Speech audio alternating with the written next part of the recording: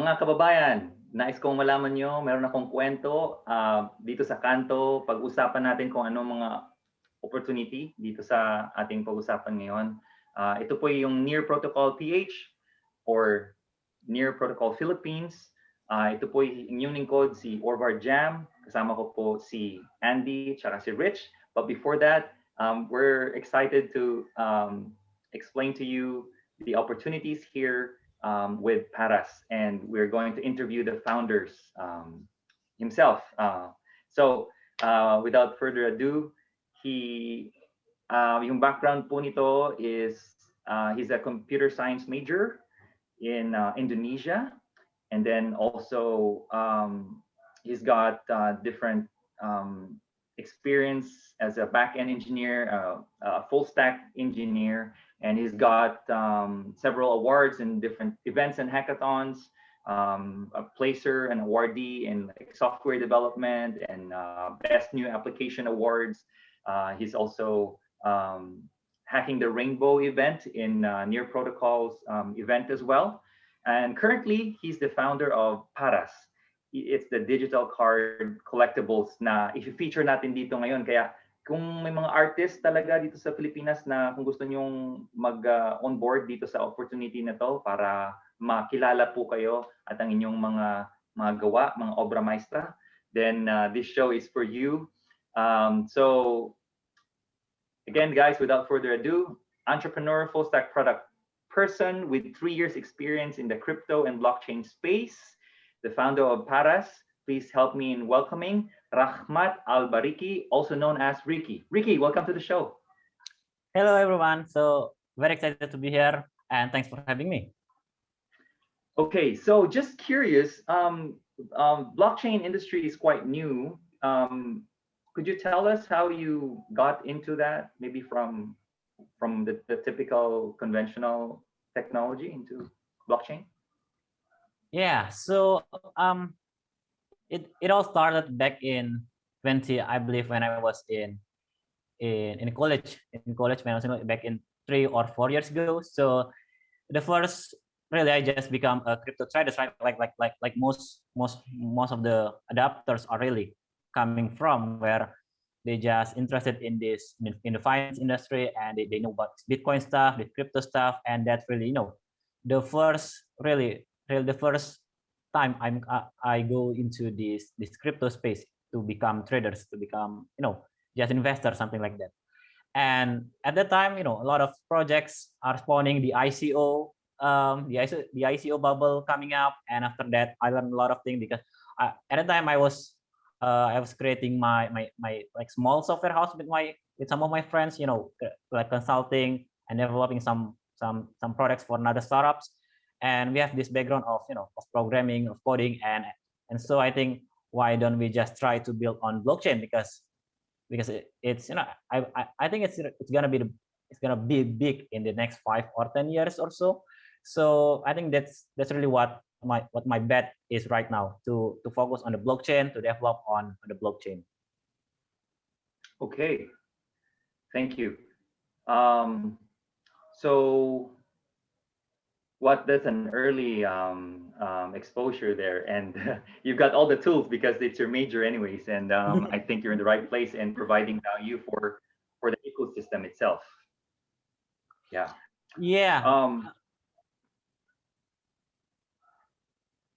Yeah, so I think because at that time, like in 3 or 4 years ago, it's 2017, around 2017, right? At that time, the tools needed to build the dApps and like the environment and all this kind of stuff to build the dApps. The ecosystem is already being built. Like the first Ethereum, like 2014, the development process is really hard. The tools is not there. So 2017 is really a good start to just to experiment with Ethereum, with also another blockchains, and try to make some smart contracts and try to build some decentralized apps. But when I was exploring at that time, like I know that this isn't scale. Like the Ethereum itself, the fee got really high.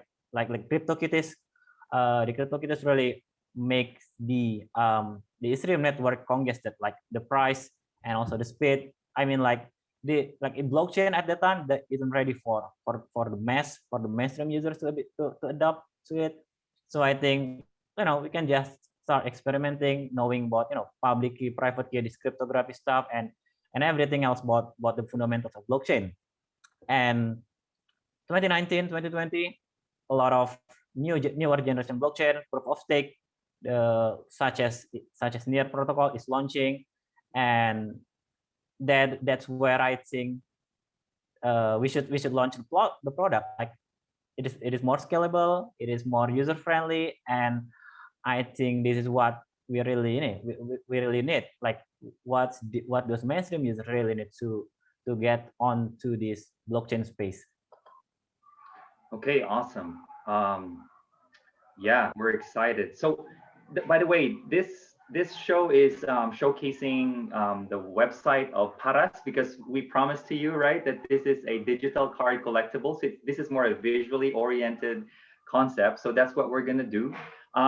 So by the way, my co-host is Andy there, Andrew Marpa, and then also Rich, our Android guy, Hello. going to navigate Good evening. the website. Yeah.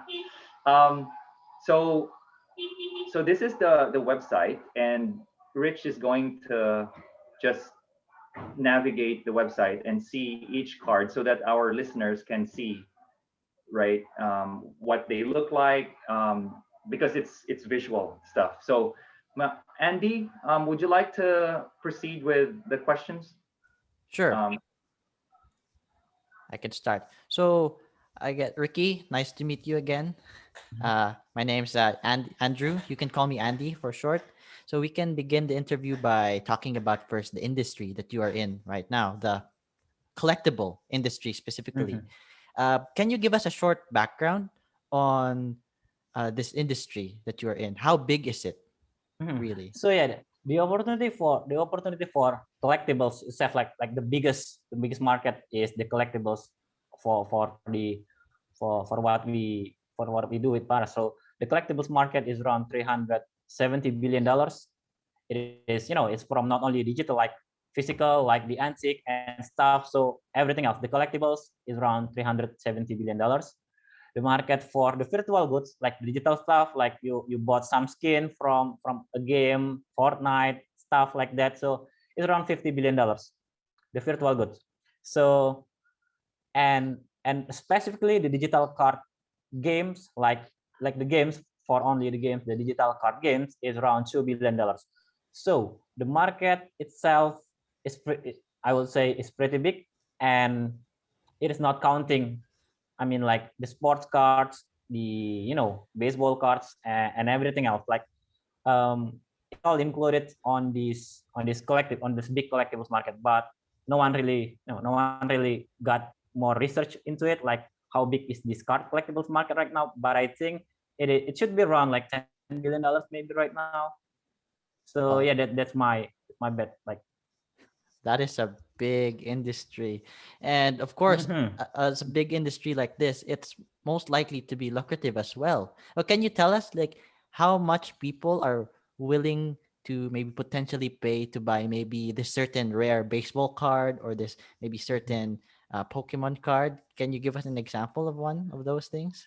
Yeah. So from our research, like in the last year, I think it's around in the late 2020. I think Charizard Generation One, it is sold around $200,000 for Charizard, and from many Wow. other research, like some baseball card have sold, I don't know, but some millions, 3 millions, $5 million. So really, that the baseball cards is already like 100 plus years old. So I think that's why those old cards are really expensive right now. Right, big and lucrative. Mhm. And now I understand that this industry has somehow carried over to the digital space, digitally.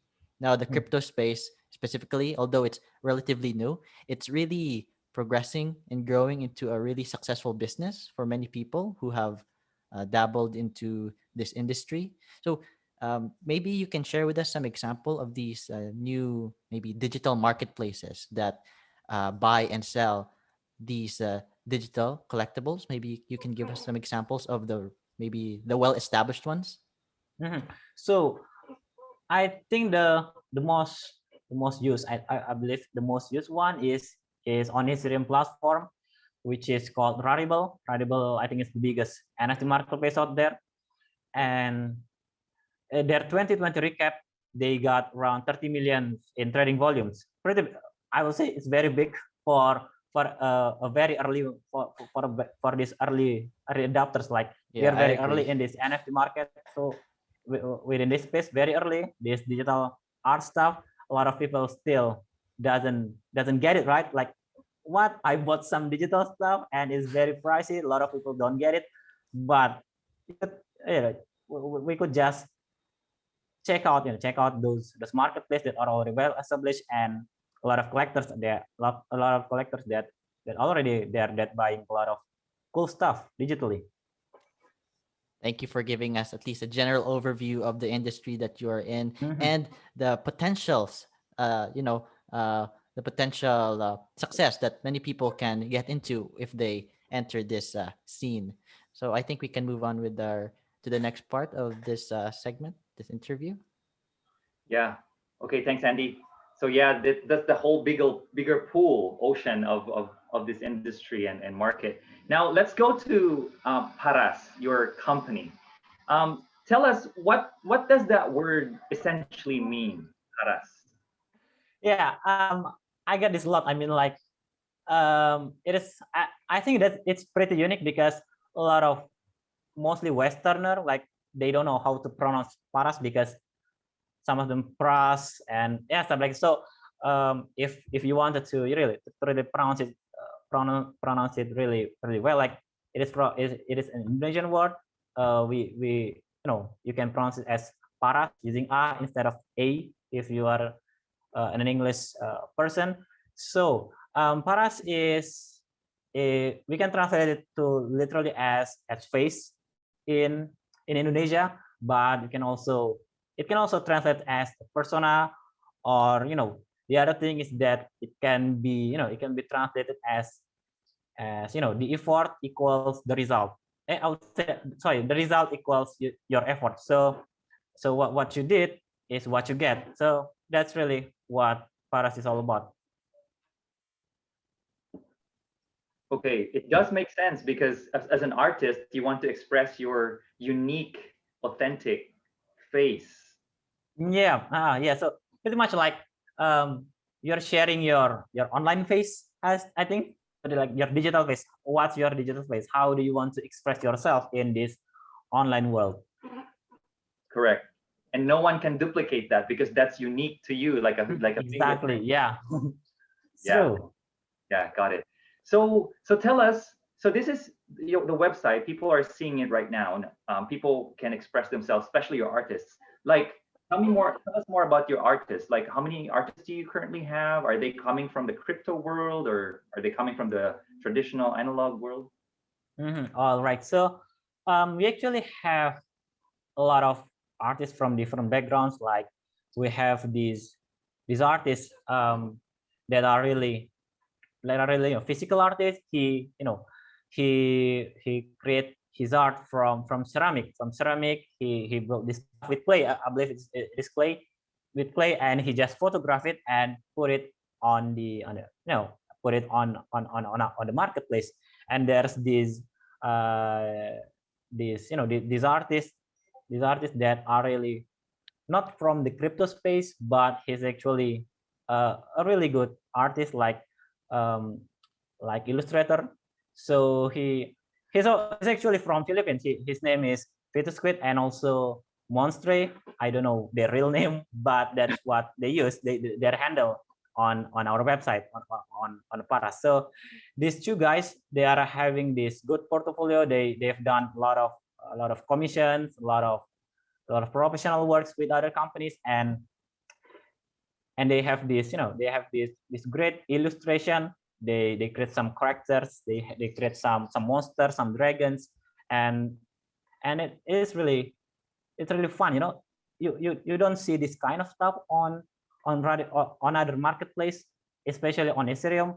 Mostly you just saw something like, I don't know, whether sometimes it's just some abstract, or it is just it's just fine art, like maybe some people get it about the fine art, about this premium fine art on many other marketplace. But in Paras you can find this different kind of style that that really can show you that you can collect and truly show what you really interested in, to show who you really are, to show your face. Like, so for example, like you love collecting this for example, like this one, this crypto Josie Rangers, maybe you that will show you that you love this Power Ranger stuff. So yeah, I think that's, we have this really different kind of style for our artists. So we have this crypto artist, we have this non-crypto artist, we have this traditional artist. So everyone, I think everyone can really join in and start start working for the collection. Okay, cool. And you mentioned that there are Filipino artists already on your platform. Wow. Yep. Wow. I think they've already made around, if we are using if we use I think near right now is around $3, right? So I think they've already managed to get around $3,000 or so. Yeah, around that number. So it's already been 2 months since they first mint card. So but like I mentioned, like what Paras is all about, like your result will equals to your effort, right? And they really mint their card like for every 3 days, for every, like they really there is a lot of cards, and that's why they got this number, this even $3,000 in revenue for them. Wow. So pretty consistent there when it comes to quality and quantity. Yep. Yeah, got it. Like $3,000, right? You said? Yep, that's correct. $3,000. So that's about 150,000 pesos already in just 2 months. Woo, look at that. So yeah, which brings me to the next question. So Paras is not just a typical like pure visual, but also there's more to it. Could you tell us more about this Paras uniqueness as a marketplace? Yeah, so that's really what we think our key differentiation with other NFT marketplace. The first is obviously we focus only on card collectibles, and the card collectibles are like the physical card collectibles are mostly like they're focused on the history or the background of the card itself. Like for example, the baseball cards, it is it is packed to the history of the person that are in the card collectibles. Like the Pokemon cards, the Yu-Gi-Oh cards, most of them are based on this kind of anime story that that created by the Japanese company, and that's what we really want to be on to be built on Paras, the collection on Paras. And we want the card collectibles, we want this card collection to have this story, this lore, not only good in visual, but also the story, the lore.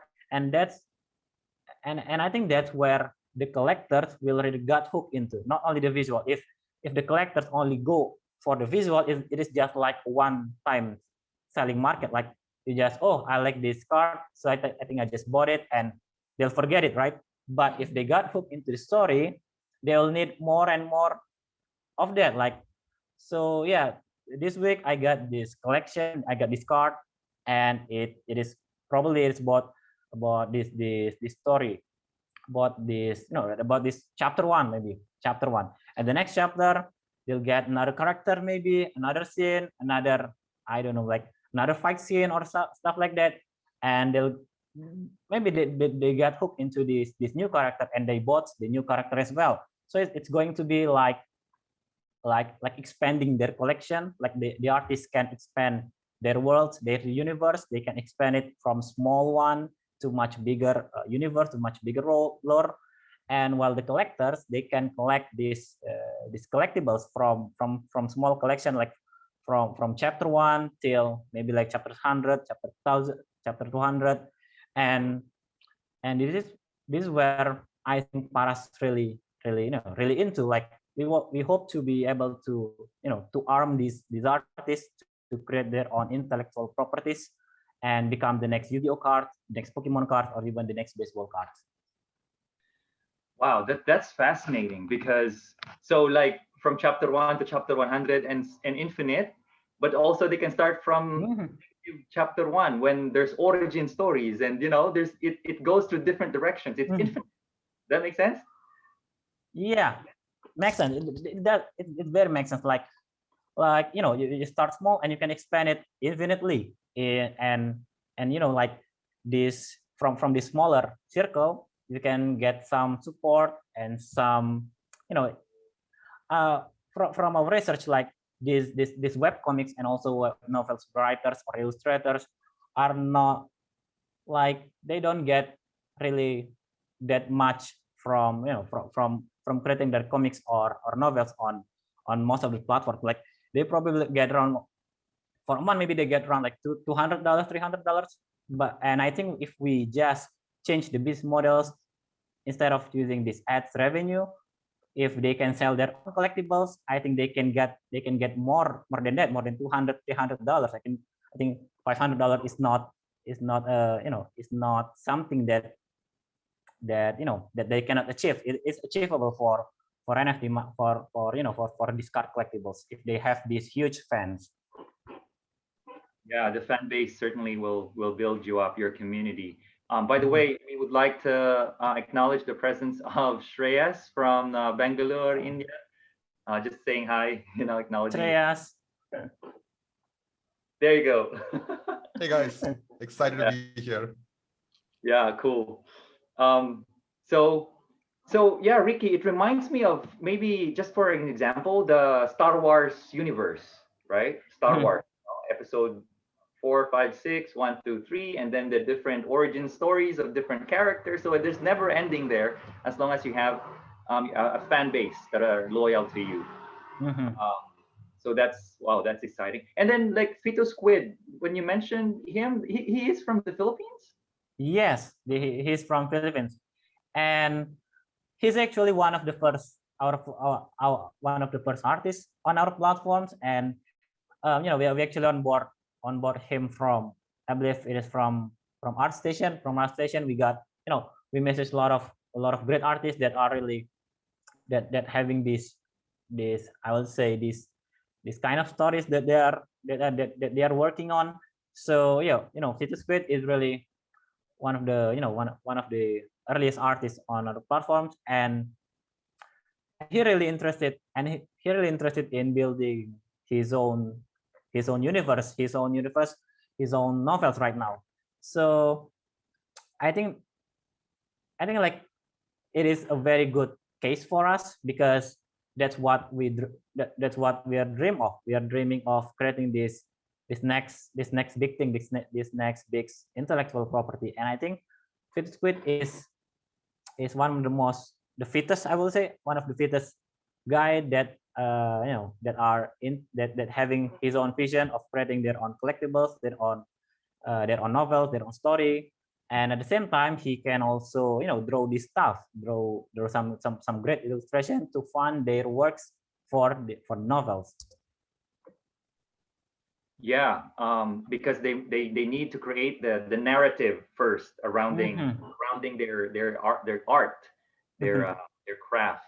So once people are bought into the story, then they can just have a fan base and everything, and they can fund their undertaking for creating further. So it's a sustainable. Yeah, exactly. That's what we're hoping for. Like the fans will support the creators, and the fans will get more and more story. Like some of the some of the stories, some of the comics or novels that we are reading maybe just got postponed or just got hiatus or something like that, because one of them maybe because of the funds. They don't have the funds to create more chapter, to hire more illustrator, to create more compelling story. But if the fans got interested into it, they can help them fund their works, and the fans will obviously got more and more and more stories that that will entertain them.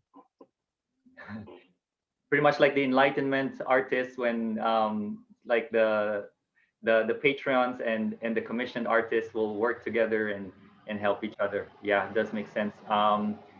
Yeah, so awesome. And the advantages for those early collectors when the story like explodes, what are the advantages for those? Like let's say with Fetus Squid, I buy some of his merchandise and then I support him and then the story goes popular. What are the advantages of those early collectors?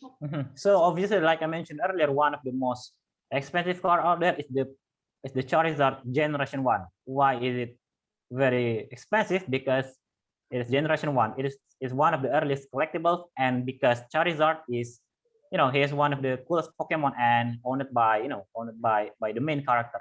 So I think it's going to be happen if this Immortal Flame series by Fetus Squid is taking off, taking like maybe got a lot of huge fans. These early collectibles, these early card collectibles that are that are published on Paras will, I believe the price will get skyrockets. Like maybe it could, I don't know, I'm not really sure on how big it is gonna be. Like maybe like $100,000, $2,000 is not something that is not something that's, I would say, that's not achievable, because a lot of stuff on Ethereum they got just about $5,000, $10,000. Most of some of these collectibles on Ethereum are sold in that around that number. And I think it is also possible if we also if we also take that number and put it into near. And I think that's not something that impossible to do for to be able for the collectors to bought into it. And so yeah, if you support these early collectibles, I will say, sorry, these early artists by by buying by buying their collectibles, and their their collections got really big. I think that's really good investment for the collectors itself, because right now it just costs very small. Like some of them are costing around $5, $10, and I think that's a good way for you to support these artists. It's pretty much the same like when you're supporting these artists from on Patreon or in any other any other supporting platform. But instead of just just sending them the money, like you have by helping them on Paras by buying their collectibles, you also got these card collectibles that possibly have a good return of investment. Yeah, certainly is an investment vehicle aside from your other financial investment vehicles. Yeah, tangible ones. Which brings me to my next question. Maybe an artist who like from the traditional world. Riqi, I'm not sure if I will try to dabble with the digital art. Maybe you can tell me the advantages of the fun creating digital art. Yeah. So first of all, like digital art, especially when minted on blockchain, it could last very long time, 5 years, 10 years, 20 years without any maintenance fee. So that's really one of the good examples on why you should go digital instead of just creating on a physical one. And the other thing is that when you are doing this digitally, you can reach more audience than the physical one, because when someone is buying your physical when someone is buying your physical art, yes, it has something physical, like something physical that most people got it, right? Most people got it about physical stuff, but you need to you need to think about this logistic on how how to handle these collectibles, how to handle your art and send them to, maybe he's from USA, from Europe, and you are from Philippines, and it's very long way to go, like logistics, and it's very hard to to sell it in quantities if you are building this on physical stuff. And if we are moving this to digitally, you just need to to create this one art, and you just set it to maybe 10 limited supplies, 100 limited supplies, and it's just there. Like, and for the collector itself, it is very easy for them to just buy it. Like it is already on the internet. I can just buy it. I can store it on my account. I just need to remember my seed phrase, my password, and that's it. They don't really need any other maintenance cost, any other space. For example, like maybe in USA, space is really really a big thing, right? Like the apartment itself, the apartment, a small apartment costs around $2,000, $3,000 a month. They don't have a lot of space to to put their physical collectibles or physical arts within their place. And I think because COVID-19 itself, the COVID-19 makes us accelerate the transformation from physical world to digital world, and I believe in the next 5 year or 10 years will be much more in the digital world instead of the physical one.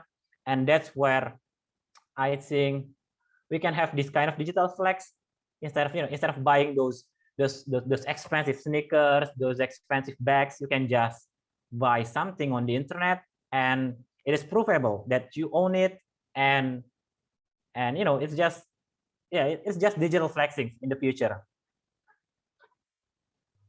Right. Awesome. So, okay.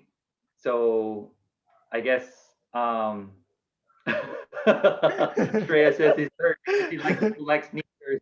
Maybe how about some digital virtual sneakers instead? You can design your own, right? Like Yeah, I think we should definitely have virtual sneaker collection stuff on Paras. I'm in full support of that. Yeah. Okay. So yeah, so like physical things, right? Second law of thermodynamics, it disintegrates. You try to maintain it, it's physical, the elements are affecting it, so it degrades. Digital, it's immortal, right? So, okay, Riqi, so I'm excited, as an artist. Okay, I want to try it. Question is, how do you onboard artists, or do you like filter them? Tell us. Yeah, so we do this whitelisting stuff because we have many reasons. One of them is, yes, we don't want people to just try around and put I would say some bad arts in here, and we don't want to be known as the place for some 18 plus stuff.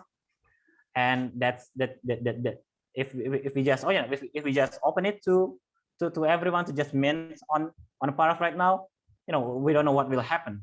And the next thing is that we want to make sure that the artist is it's really the artist, like not someone that just copy paste some other works and some doing this I would say some copywriting stuff. It is very sensitive within the artist industry, right? This copywriting. So that's also the reason we want to make sure that this is the real artist. This is the real artist. He has this background social media. We do this kind of stuff, and if you want to apply, you can just go to the website and check out on the left bottom of the website and see the artist application form. You can just fill in your emails, your full name, your portfolio, and your social media, and we'll take a look at it. Every week we will be onboarding around 20 artists right now. On January we just onboard around 10 until 15 artists, and February I think we can do more than that. We'll be inviting 20 until 25 new artists every week. So you got you got more chance right now to be invited to the platforms. Okay, so the keyword is committed artists, committed ones. Yep, committed artists. And and obviously you need some kind of portfolio. We don't want to just accept anyone that just they just show their Twitters, because what can we see from your Twitter, your tweets, like your text? That's not what that's not what we do here. Maybe we'll say that he's a verbal architect. Yeah, that makes sense. So commitment, those who have track records and portfolio to see they're really artists, like in their fiber. Okay. But again, not everyone can still qualify. You have the ones that you onboard right away, and you also have those who are being put in the pipeline. Right? Yeah. So just apply. Yeah. So yeah, just apply with your portfolio, and and if we have this, we really wanted to onboard all of you guys, we really wanted to onboard many arts as possible, because it will, will just make a lot more, I'll say a lot more unique cards, and collectors will get more, I'll say more cards to collect on. But we because when what we learn from Rarible is an open platform, right? Open platform for minting, and they are really got this copyright thingy stuff that are really hard to track on. It's very hard to track this, whether this is really created by these guys, or this is just copy paste from some sources that are not well known. It's very hard to track it, and so this is the best way for us right now to just to have artists in our platform, and also to make sure the collectors are collecting the real art from the artists, not the one that are made by anyone else.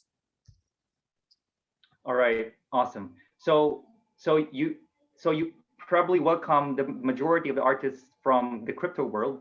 You welcome artists from the traditional world, non-digital, um, but also like the big ones, the reputable ones in the traditional world. But you also try to assist those who are having potential, even though maybe they're not that confident in themselves, but you can see the potential in them, right? You would also Yeah, assist them. yeah, exactly. So yeah, like I mentioned earlier, we are, our focus is on this lore universe and world building stuff.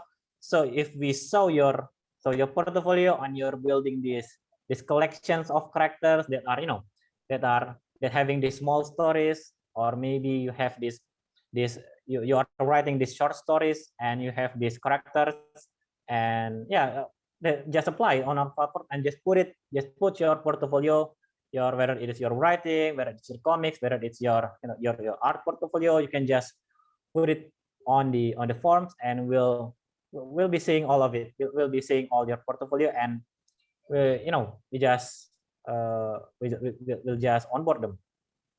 Okay. By the way, guys, don't worry. We're gonna do a short demo later on by Riqi himself, so as to see that you see how it goes, like a glimpse into what it is.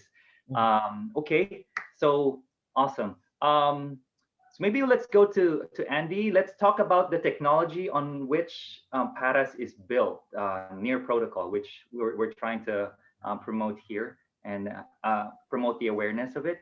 So Andy, take it away. All right. So Ricky, remember I watched one of your interviews, and I remember that you saying that you have built Paras on Near, and so can we ask how you found out about Near protocol? Yeah, I think because I'm in a crypto space, so my Twitter, I follow a lot of people from crypto space. So I think the first time I heard about Near Protocol is from my Twitter timelines. I'm not sure who retweeted or who likes it, but it just goes into my timeline. I just look at it.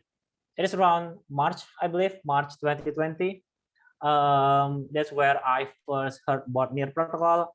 I look at their website at the time. They're just on the testnet, no mainnet at the time. So, just look at the team. The team they got, from my perspective, like they got really great technical teams, because I know like building blockchains is very hard, and to make it scalable is even harder, right?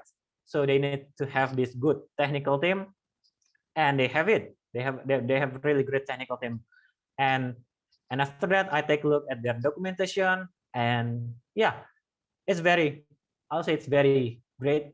It's not I mean like the tech, not the technology. I mean their choice, their choice of using this language, like they're using assembly script and also Rust as the contract, as the language for building smart contract, is really, it's really a good choice, because some of the blockchains out there are creating their own language for building for building the dApps on top of them, and I think that's really uh, I'll say a bad thing for the developers, because developers hate some stuff that are not well tested, because this new language are not well tested, right? Because not a lot of developers are using it. There are no communities, and it's very hard to get some support.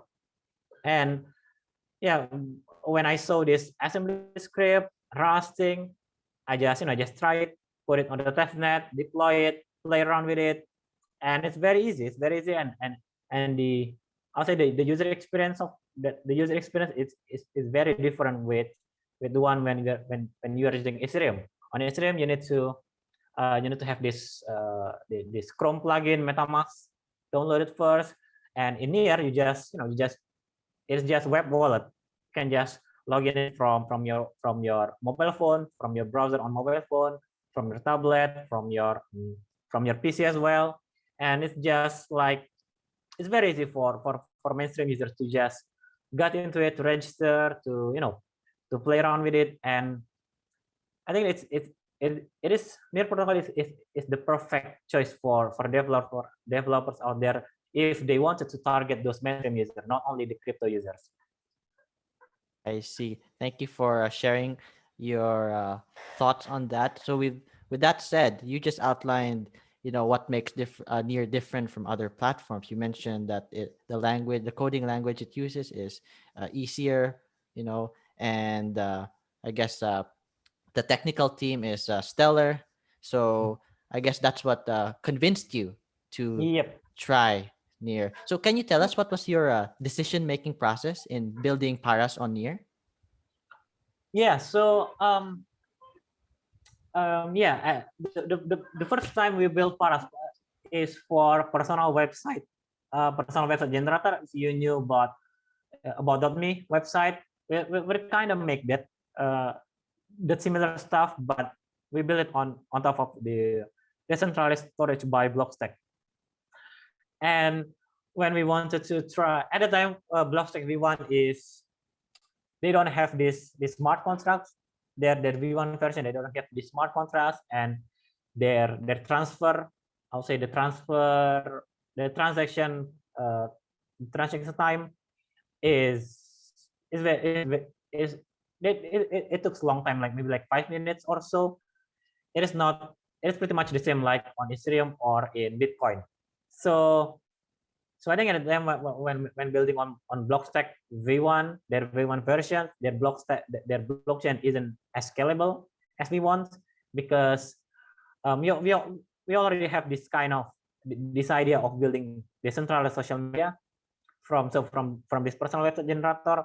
We wanted to try much bigger thing, like we wanted to create decentralized social media, and we need something that scale, right? And yeah, we found out about this Near protocol, and we built this decentralized social media on top of Near protocol right at that time. So it's around April or May, we built this decentralized social media on top of Near protocol on the testnet. We launched it on July. On July 1st, I think we launched this decentralized social media on Near protocol testnet. We do some events, we do some like airdrop, I would say. So we create these events we call memory grants. Memory grants is, we encourage our users to submit a post in a certain theme. For example, like our first memory grants is about I would say, I think it's about books, yeah, about their favorite books. So you just share your favorite books and just post it. And we at the end of the week we will send them $50 for the best submission. And we do that we do that 3 times. And what we found is that this artist community, I think it is our second memory grants. It is titled Art Apprentice. Art Apprentice is the title of the memory grant, and it is for artists to just showcase their works, to showcase their illustration, their drawing and stuff. And this is the biggest traction that we got in this decentralized social media. And yeah, we think, why don't we just focus on the artists? Because the artist community, they help each other. If you see on Twitter, there are these tweets that are like saying retweet to give visibility for artists, stuff like that. You might see it on Twitter, right? And this is where we find that the arts community is really huge, and they are helping each other, they're supporting each other, right?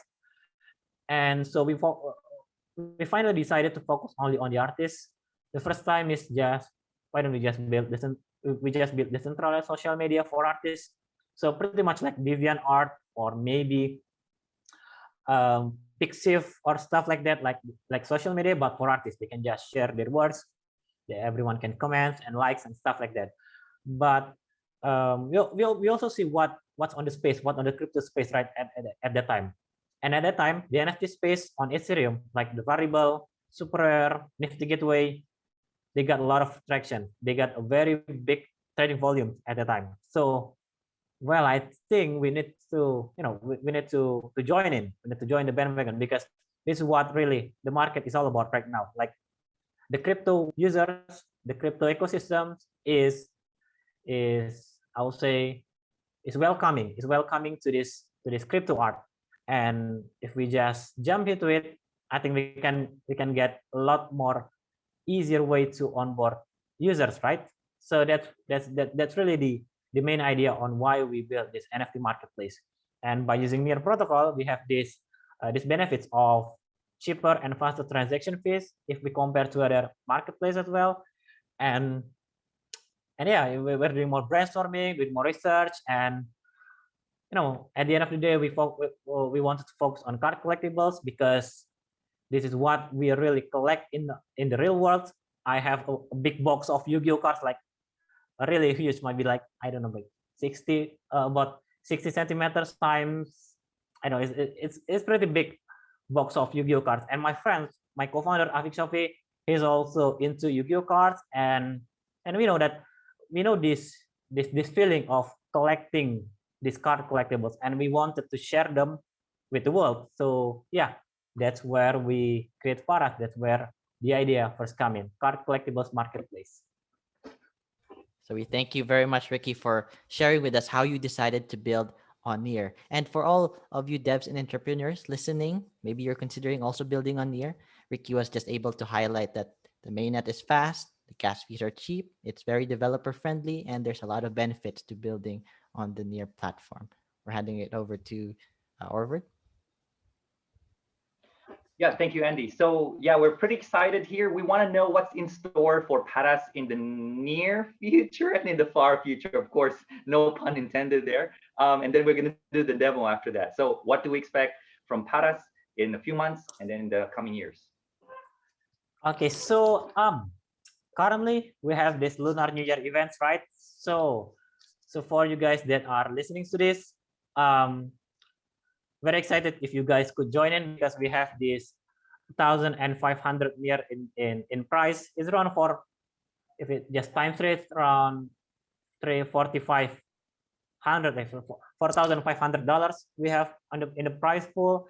It is enough for even the participant itself. They will get some $20 for just participating. So yeah, very excited if you guys could just join in the event. It's very easy. You just need to collect some collectibles from the Lunar New Year event, and that's it. You are eligible to join as the lucky collectors that possibly get a chance to win this $20 at the end of the event. So the next steps, the next features, I would say, next features that we are currently building is obviously the features that all the card collectibles in the real world have is the booster pack feature, right? So you can just buy this pack and you get maybe 3 until 5 random cards, and that's where I think the randomness will create some scarcity and some rarity to certain cards. So it is, it's just like how lucky you are to get this rare card. This booster pack feature is going to be, we're planning to release it on Q2, but we'll see. And yeah, but other thing is that we are developing this auction feature, this bidding feature, because that's where I would say that's where most marketplaces out there are really using it to discover the price of collectibles, right? The buyer side and also the seller side, the auction part. And the other thing that we are very interested to launch is the publishing feature. I'm sorry, the publication feature. So the artists the creators can publish their writing. So it could be in web novels, it could be a web comics, it could be a flash fictions, a lore or wikis, or any other thing, any other articles that you want to write.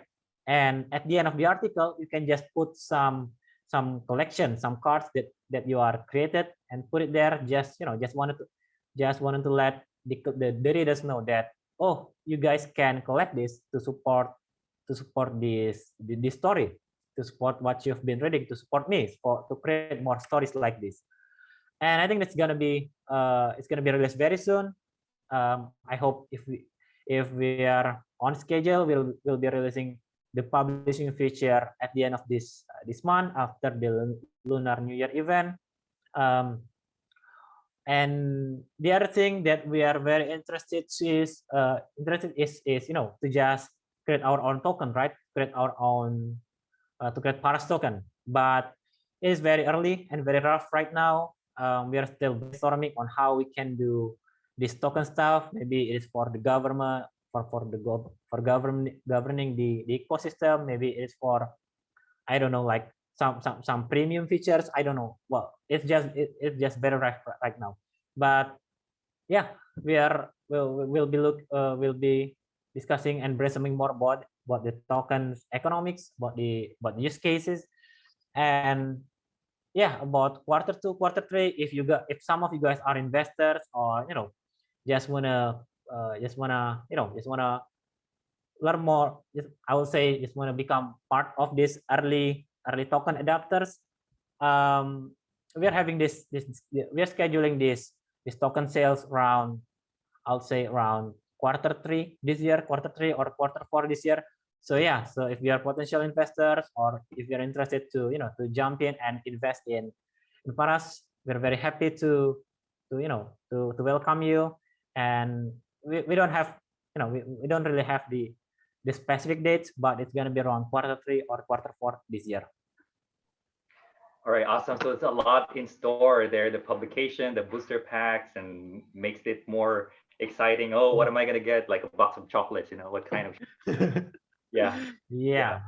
So that's so awesome. And those who would like to support and like the artists, really, if you want to like bootstrap and kickstart your career here and your whole universe, which is infinite, then this is the place for you. And also the early collectors, you can diversify your portfolio by investing here as early as possible. So yeah, we're excited. We want to show some short demo. And how do we do that, Andy? I guess we can have Riqi start sharing his screen. We can ask Rich to pause his or stop his screen sharing so that Riqi can take over, and then we can have the demo as All right. So I think this. Let me just share my screen. I think this. So yeah, can you share my screen? Yes, we can see it.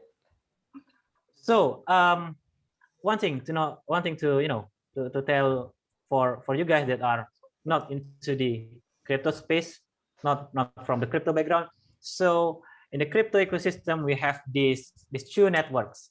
There are these main networks, we call it mainnet, and there's this test network, we call it testnet.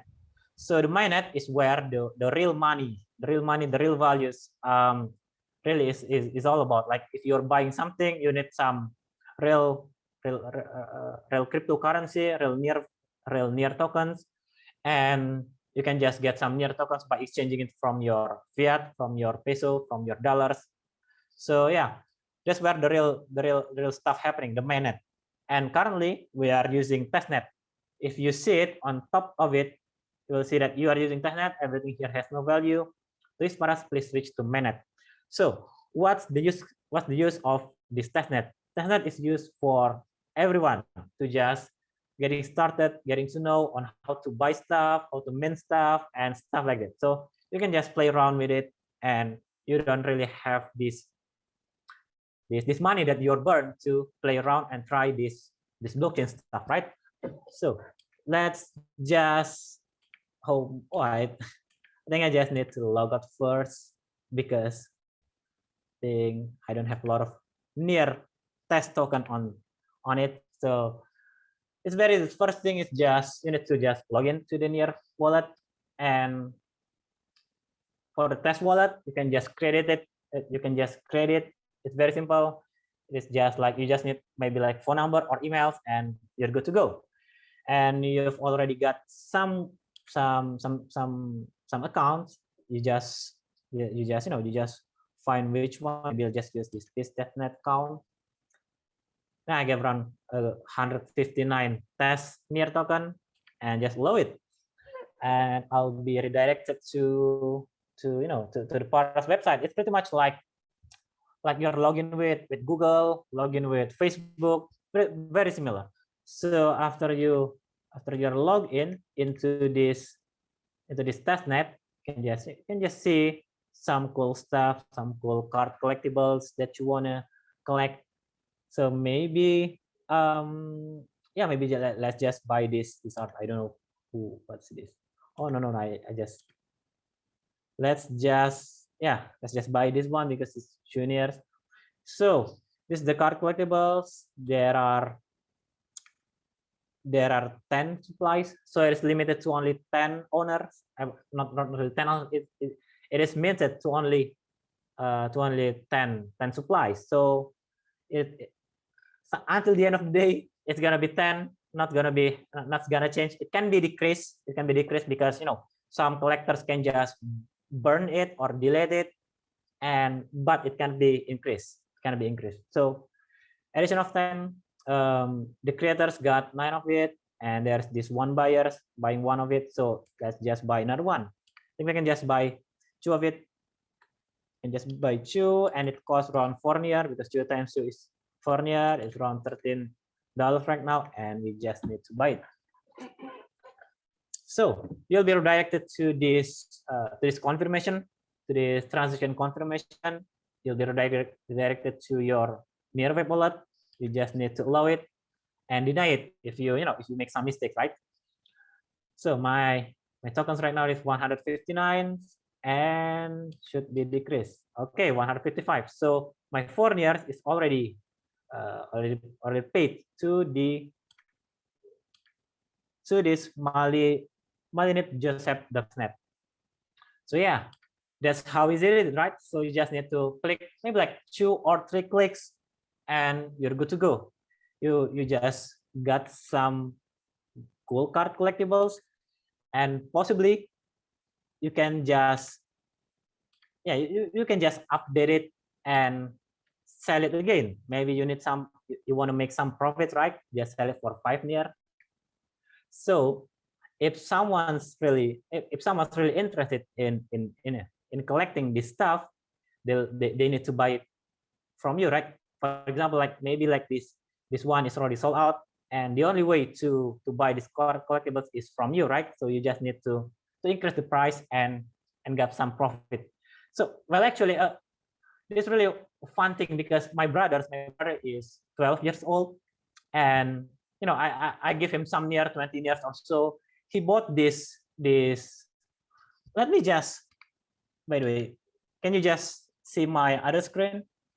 My other tab? Yes, we can see it. All right, so let me just share it to you guys. Oh no, not this one. I think it's gonna be. So this is my brother. If you see it, this one. Oh. So my brother's actually buying this card collectible from, I'll say, not natural warp. I've never claimed. Never claimed.net. So yeah, let's just check which. Okay, it's from this Parasite collections from Never Claim Me, and this on the creation page. Should maybe this one, right? No, not this one. Let me just show you. Maybe this one. No, not this one. Sorry, I think I got a bad internet connection right now for scrolling around this. But this is what really fascinates me. Even like 12 years old got this big profit by selling this card collectibles. This one. So yeah, so as you can see, so yeah, this is the history of the token. So you can see the ownership change and another kind of stuff. So never claim me, create this card collectibles, put it on sale for Ignir. And my brothers, my little brothers Nabhan, bought one pieces for Ignir. He put it on sale for 250. No one buys it. He put it on sale for 25, and someone buys it. And so it is around 17 years in profit. If we exchange it to dollars, it's around 17 times 3 is around 3, 7 times 3, 50. Around $50 in profit for just selling card collectibles by 12 years old. So it's really, it's really, if you're collecting this stuff, you just need to which art is good, which gonna be exposed, and it's just like you can just buy, sell, it's very easy to do it, and you're probably gonna have this kind of stuff. You're probably gonna have this kind of profit if you are lucky, but no one's really guarantees if your collection will be bought by anyone else, right? But it's possible even by 12 years old. That's awesome. Your brother is like the Warren Buffett. Warren Buffett of the card collectibles. Yeah. Yeah, and then maybe he's gonna be the one who'll fund you later on. So you're the startup founder, and you need some like a venture capitalist, and he'll invest in you, and yeah. It's just very cool, very cool things that I even not expected. So yeah, let's move on. And so that's about collecting. So it's just about you buy something, you can sell something, you own it, and yeah, you can transfer it to you can pretty much like give it to your friends or sell it, and that's about collecting these card collectibles. The next thing is that we want to know about the card creation, the minting process. And on the testnet, everyone can mint. We don't have this whitelisting stuff because who cares about testnet, right? Because you can just put any stuff here and it has no values. No one will buy it using their real money, right? So card creation from your profile, just create cards. So we're having this I'll say this ratio 64/89 for card collectibles, because we reverse it to the physical card collectibles, which has the same ratio. So we wanted to make sure that this card collectibles is having the same form as the one on the physical one. Maximum size is right now is 16 megabytes. So let's just put some pictures. So let's just put oops, I don't think that's the right picture. Okay, so maybe this one. Yep. So this is one of our card collectibles. We actually do commission for some artists in Brazil to create these card collectibles, and yeah, it's already live on the mainnet. But just for the testing purpose, we just use this card collectible. So you just upload it, just like you use Instagram and any other social media apps. Just put the picture and put the name. Maybe like this is I'll say, I think it is Capricorn. So we are having this zodiac collection of we are having this zodiacs, and we create some monster based on this zodiac. So let's create Capricorn, and it is from the collection zodiac. So description, we just put it, the Capricorn is a very versatile warrior, let's say. Number of copies, maybe we just want it to be edition of 1. So it's pretty much very limited. So how much you want to sell it? If you don't want to sell it, you just put 0, and you just put 0, and maybe you just want it to give to your friends, to give to your for giveaway. So you don't want to sell it, just put it 0, but you want to sell it, right? You sell it, sell the quantity for 1 and put it around $10 at 10 years. So yeah, let's create it.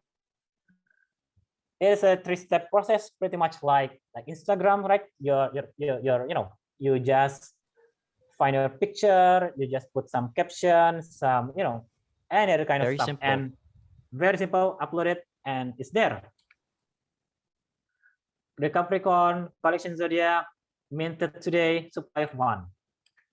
So yeah, that's it. If you wanted to update the price, just do it the same as when you are buying any other card collectibles and you want to sell it again. So yeah, I think that's really it both minting process and also the buying process. And one other cool page that you wanna take a look is the activity page. This is where everything that happened on Paras is being tracked, right? So when someone mints something new, it will show here. When someone bought something, it will show here, and you can just filter it if you want to. Sorry, if you want to know how many sales are happening in the platform, so you just put the activity on the market sales, and you see a lot of a lot of activity, right? And if we just take a look at our market on our mainnet, this is the testnet, right? So this is the mainnet, the real stuff happening here. And if you take a look at the market sales, so we have a lot of sales going on, right? 2 hours ago, 2 hours ago, 2 hours ago, 3 hours ago, 4 hours ago. So yeah, we have 5 hours ago, 7 hours ago. So each I'll say every day we have this transaction happening between the collectors and the artists. So there's the market for this. So it's just you just need to to create a good collection, to create a good card collectible, a good story, a good visuals, and the creators will collect. And and the collectors will buy it. And I think that's it about Paras. It's pretty simple, actually. Yeah, exactly. So that's what we are really we're really excited building on top of Near.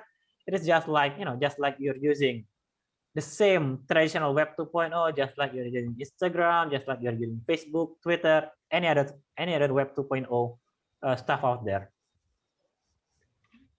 Yeah, because already you and Afik have already made the foundational, let's say, ecosystem so as to make it more user friendly. Yep. Wow. Okay, mga kababayan, nakita niyo po kung nasaksihan niyo po kung paano po yung opportunity dito sa Paras. Mga information lagay namin dyan sa description, no, sa video.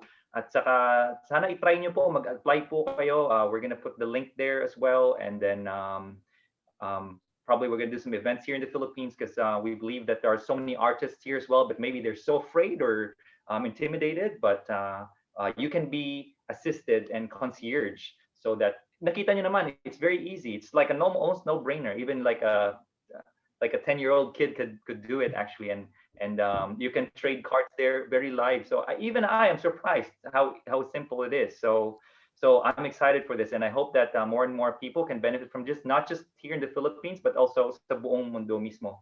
Riqi, thank you very much for your time. Send regards to Afik, and then more power to you in empowering and augmenting the artist vision, and in giving them the power at the same time the collectors, and then be in the marketplace where everyone can thrive and express themselves, like they say in Paras, authentically, and also your effort is justified by your results. So thank you very much for being with us. Yep, very excited.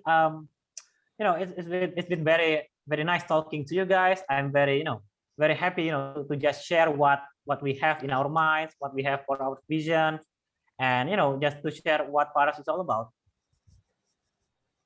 Yeah, we're definitely gonna do something sometime soon to have more community so that more and more people can benefit one another, both creators and artists and investors, and collectors rather, not creators. Yeah.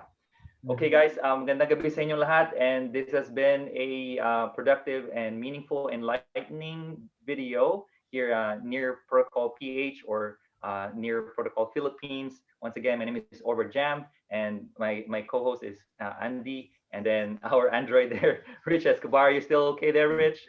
Yes, still okay. Okay. Once again, Riqi, thank you very much, and great evening to you all. That's it. See you in the next video. Thank you. Thank you. Thank you everyone for listening.